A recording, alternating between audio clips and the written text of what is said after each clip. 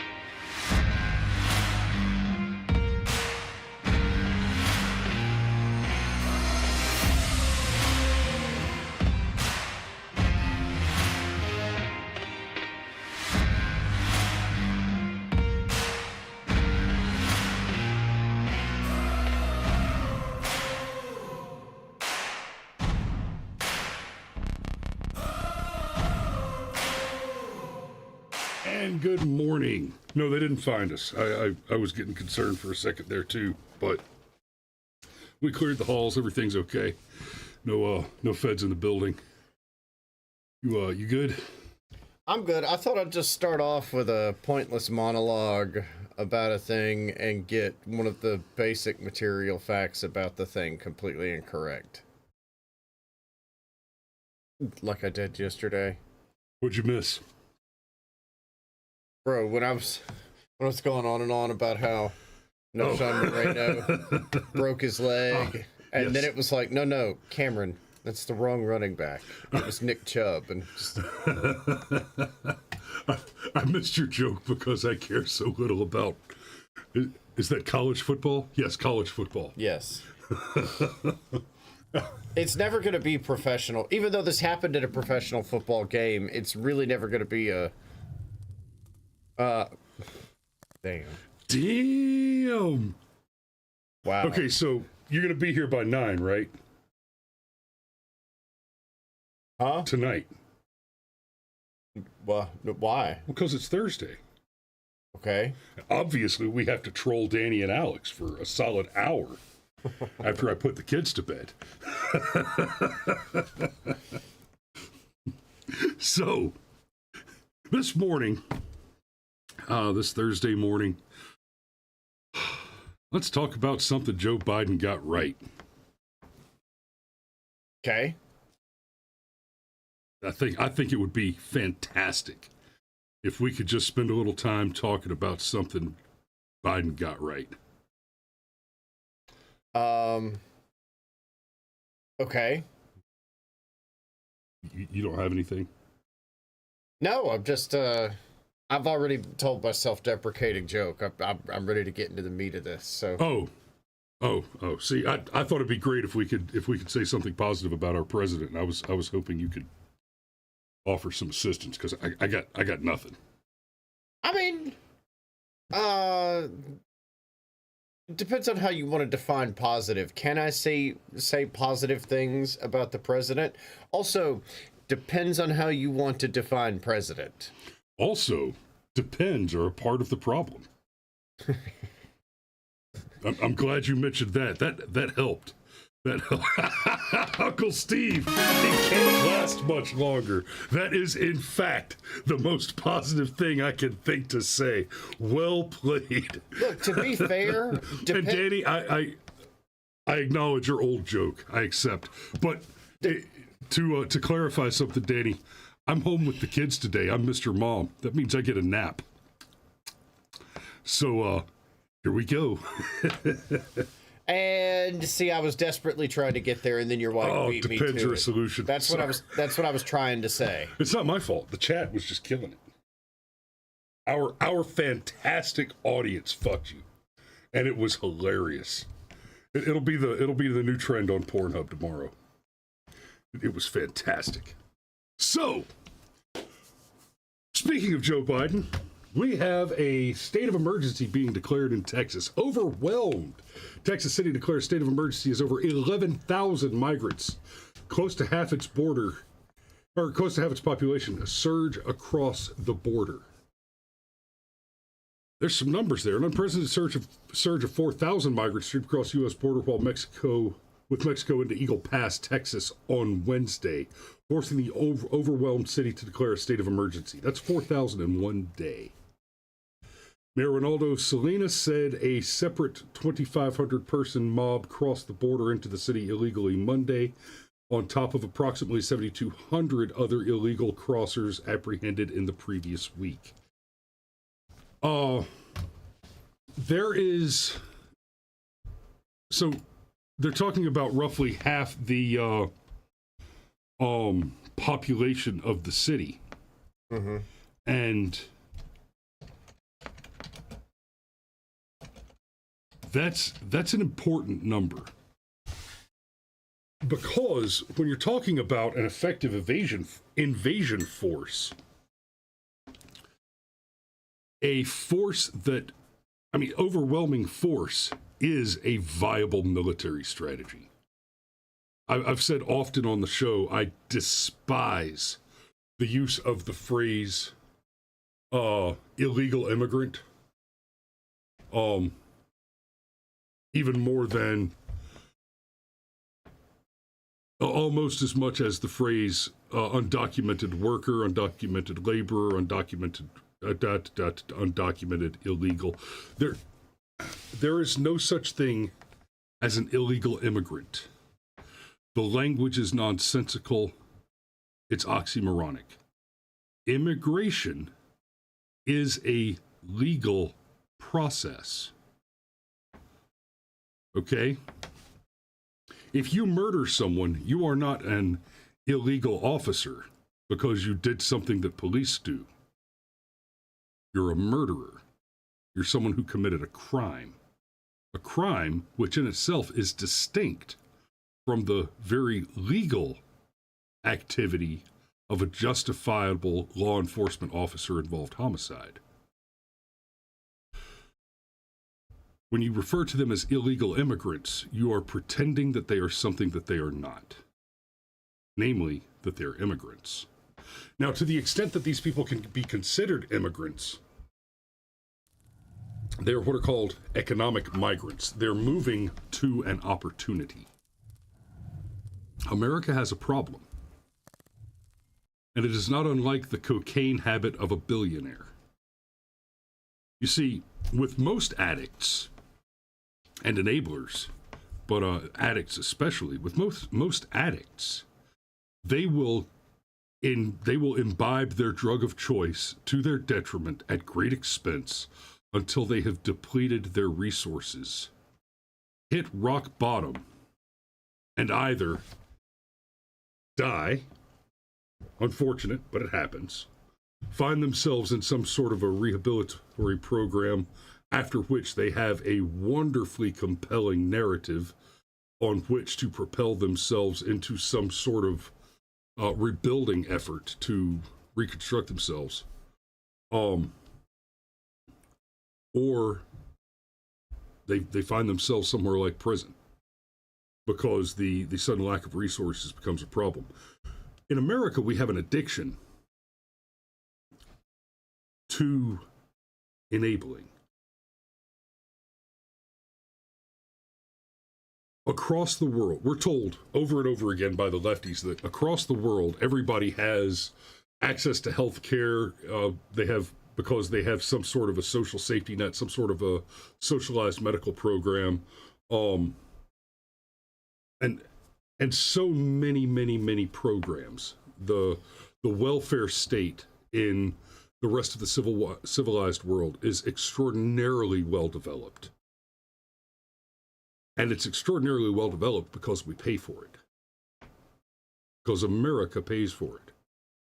Because America sends out, we cover foreign aid all over the planet. More foreign aid than any number of European nations combined. We subsidize the individual welfare programs of those highly taxed states. Remember, you go anywhere that has a social medical program, a socialized medical program, you'll find a few things they have in common. They have the highest individual income tax rates. They have lower corporate tax rates than the United States. And they are bottom tier contributors to organizations like NATO and the UN, where the United States is paying their freight. We are currently subsidizing the welfare state of the entire planet, while at the same time pushing ourselves into extraordinary national debt to do it, while at the same time further exacerbating our own national debt in service to the least adequate among us. And it's been a while since I've talked about those phrases. I dislike the use of the words less fortunate, because you made choices. Now, some of those choices were reasonable risks that just didn't go your way, but for the broad majority of the less adequate, their poor fortune was the ill-advised taking of high risks for low rewards. They are not less fortunate. They are less adequate. They made bad choices. I'm not even saying that people like that don't deserve a little help. But what we have when we look at the hostile foreign invaders that are flooding across the border, at Joe Biden's explicit direct invitation, based on his explicit and direct promise that he would facilitate their invasion, all of which is on camera, public statements. It is the analogy is often used. Well, it's like if somebody just comes in your house and decides, you know what, I live here now, I'm going to eat your groceries. No, it's not like that. It's more like they come into your house and you say, oh yeah, here, you take the couch. I'm going to grab my shotgun and run next door and take Bob's groceries to make sure that you've got something to eat. Because the United States doesn't have money. The United States of America as a government does not have resources. What it has is the theoretical consent of the people of the United States to use the collective resources of those citizens in what we expect to be a responsible discharge of those resources to the mutual benefit and gain of all of us as citizens. And what we are seeing in practice is not that. In fact, what we are seeing in practice by the activities of our government with relation to foreign aid and the assistance to these criminal aliens, to these hostile foreign invaders, is more akin to an embezzlement strategy masquerading as a charity operation. You set up a money laundering funnel, and you named it as a charitable 501c3 organization in order to attempt to gloss over your books and pretend like what you're not doing is buying cocaine with Habitat for Humanity money.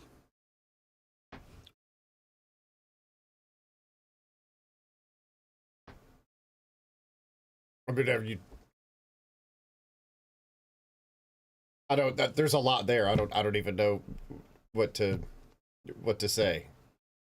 Okay. Are you tracking on the, oh God, what is the name of the island? Lampedusa?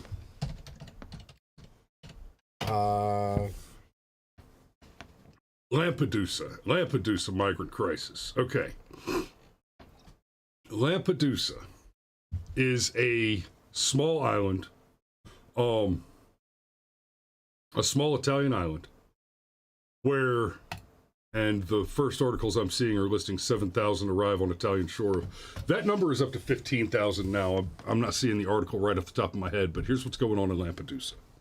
It's relevant because this is a small island where suddenly, a few days ago, a boat full of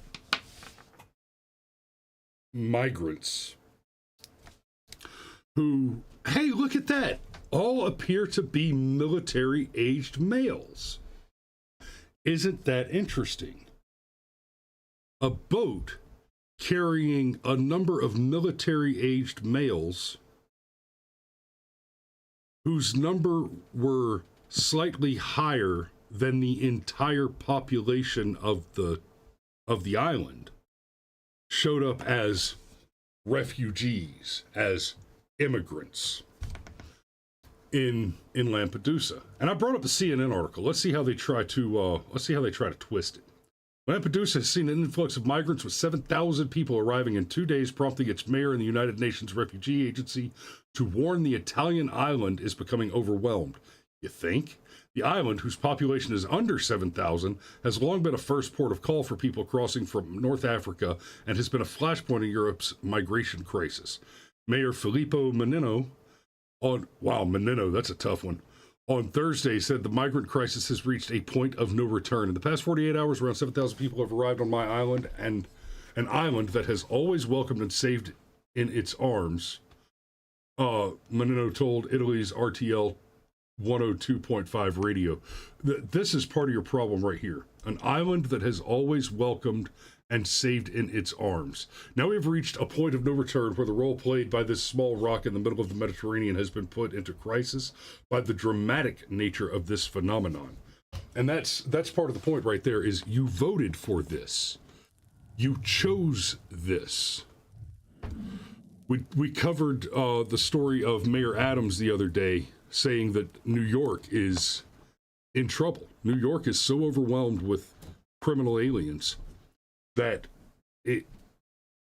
New York as a city is at terrible, terrible risk. But here's the thing, my buddy. You chose that. I don't know if you guys have seen the video yet of AOC going on and on and on about how we're going to spend more money. We're going to help these people. We're going to make sure that everybody gets fed and housed, et cetera, et cetera. All the while, she's surrounded by New Yorkers, right? Her constituents, the people who elected her, who are booing her and demanding, hey, what about us? What about us? You're taking our money and you've run out our jobs. What about us? What about us? And you know what? I got to admit, it's a little funny. It's a little funny because they're getting what they voted for.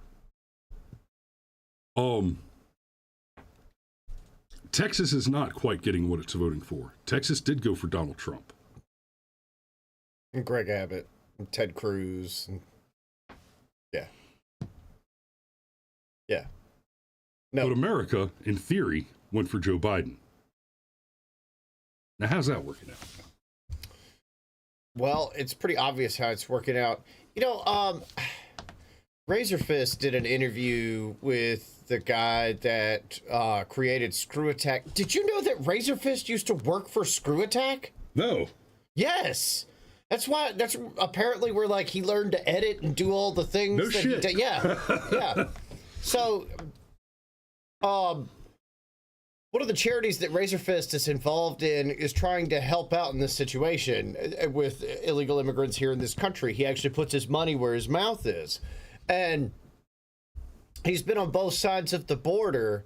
And because we're willing to take their best and the brightest and pay them $100 a day to stand out front of Home Depot to just use their labor, like they're basically a glorified servant class. It's like indentured servitude, only there was you would come to the end of your indentured period and you were no longer in servitude. So it's not just all the things that you said about how this is money laundering. This is also modern day slavery. And I don't say that lightly. Like, it's literally the closest thing that Western civilization can get to that is slavery of a kind that's socially acceptable. The left will come up and be like, oh, well, if you close the border, who's gonna pick your fruit? And it's like, the fact that that's where you jumped and not me says a whole lot more about you than it does me. Right. Because what you expect is for somebody that can barely speak the language, and you even said economic migrant. Right. Yes, things are so corrupt where they're from. And the question that we need to be asking people like AOC, those kind of people who will ask the question, when you close the border, who's going to pick your fruit? I got one for you. If we close the border, who's going to rape and kidnap our children? Well, they're the ones who's going to sell them into slavery around the world. Well, they're also the ones who are concerned about, the value of labor and that whole Marxist bucket of canards. Fine, if you close the border, who's going to pick the fruit? Well, probably us. Well, Americans won't do that. No, Americans won't do it for $8 an hour. And migrants by the way, will. Americans will do it for $8 an hour. And economic migrants, well, I don't know, man. We live in a world now where, like, the McDonald's right around the corner from us is trying to pay people $15 an hour to come work at McDonald's. I would not work at McDonald's for $7 an hour, right? In part because I did that a long time ago, and I have built myself up to where I don't need to work at McDonald's for $7 an hour. There's other stuff I can do for more money. But there was a time in my life where the best I could do is walk into someplace like a McDonald's and say, hey, I want you to hire me. I want you to start me at $1 more an hour than you pay everybody. This was the 90s. $7 an hour was a reasonable wage. But I want you to hire me for $1 more than you pay everybody else because here's my reasons. I know how to do this, this, and this. I speak Spanish. I can train the Mexican guys that you're hiring to work the grill, and that's the deal that I want to make. And I made that deal when I was 17 or 18. I was 18. And that was a good deal. Now, money's different now. $7 an hour isn't worth $7 an hour. We're talking about a time when my cigarettes were $1.50 and my gas was less than $1 a gallon. So, but my point is, there are people who can take the job, who can take that pay. They're teenagers. They're, late teens, maybe early 20s. And in some cases, I just got out and I can't find another job as I'm trying to rebuild my life after I destroyed it with drug and alcohol abuse. And I need somewhere to start. There are people who can do those jobs, and those jobs are worth what they're worth for a few different reasons. They're worth what it cost the employer to manage to get a profit, to staff adequately, to earn profit without overextending his revenue margin and depleting his profit by hiring too many or too expensive. They're worth what the market will take for the labor. And when you have people who are willing to work for $8 an hour, $10 an hour, whatever, when you have people who are willing to work for less than what an American would be willing to work for, because the American has to pay a third of it out in taxes while the immigrant doesn't, then you've already put the American at a severe disadvantage. Hell, we could fix the whole problem with the simple fair tax reform, where all of a sudden it's no longer possible for a criminal alien to earn a wage where he gets an unfair competitive advantage by being able to sell his labor at a lower wage because he's being subsidized by the same taxes that are being charged against his labor competitors in order to penalize them for being American citizens. Actually, where I was going is that this is a humanitarian thing more than anything else. You could even say that it's a humanitarian crisis, and I don't think tax reform alone would solve the problem, because there's a really systemic thing, and it goes back to what I was saying about it being socially acceptable in the West for these to be indentured servants, just like we funded that research in Wuhan, right? Because it's legal to do it in China. It's not legal to do it here. Look, Guantanamo Bay is in a bay because, bro, we can't do that shit on American soil. Well, we can, but we're not supposed to have black sites on American soil. So we have this place called Guantanamo Bay, just like we had this lab in Wuhan. Mm-hmm. Which, look, by the way, funding the Wuhan lab was also illegal. But yes. Yeah, but the point is, just like we have those things, we've got this basically semi-tropical country to the south of us that's great for labor, that's great for drugs, that's great for all sorts of corrupt graft and everything else. And the Mexican government is in no way motivated to fix it.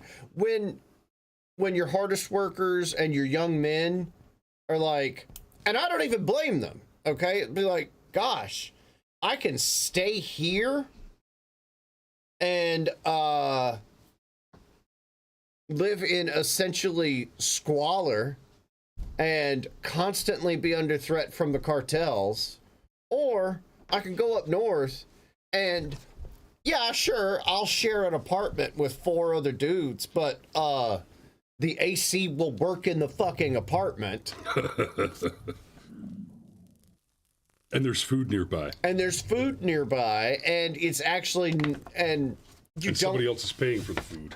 So it's literally this back and forth problem. It's until we start to look at this as like a basic humanitarian situation, then it won't change. We could change the taxes and that'll help, but that will also, that would help everybody else. I would say that it would help them for the same reason that it would help everybody else. If you simplify the tax code, well, you simplify the tax code for everybody. Oh, Xander Mack says, immigrants with seasonal labor visas do pay taxes. For that matter, I am an immigrant and I pay a shit ton of tax. Yeah, so we're explicitly talking about criminal aliens here, Alex. I made that clear at the beginning of the show. I'm not saying immigration is bad. In fact,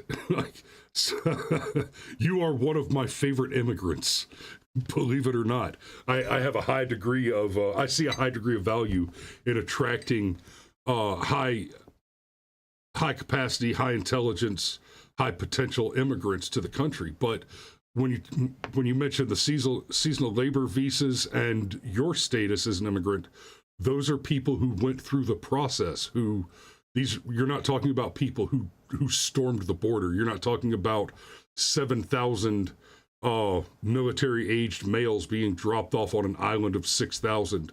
You're not talking about 11,000 Hondurans and Venezuelans, etc., coming across and Russians and Ukrainians, etc. basically everything but Mexicans coming across the Mexican border. It's not even apples and oranges. You're a completely different flavor of fruit. Yes, Alex is a fruit. I think that is that is where I was going with that. Yeah, and I don't think Danny would disagree. I thought it was a little less on the nose than Pufta, if not less idiomatically relevant.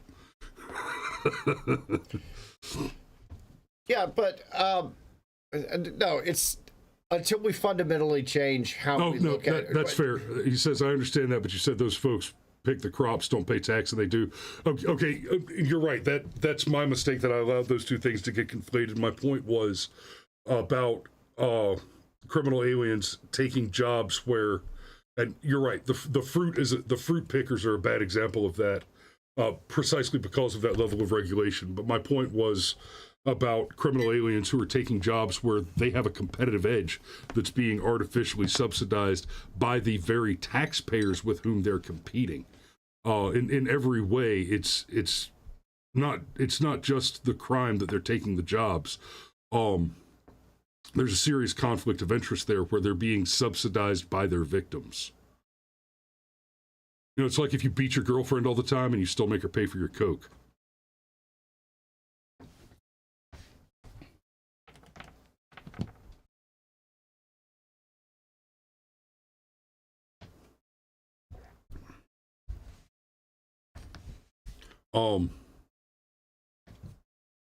Yeah, it's 8:02. You're right, and I actually have to take Ellie to school this morning. So y'all be safe out there. We love you, and we will see you tomorrow.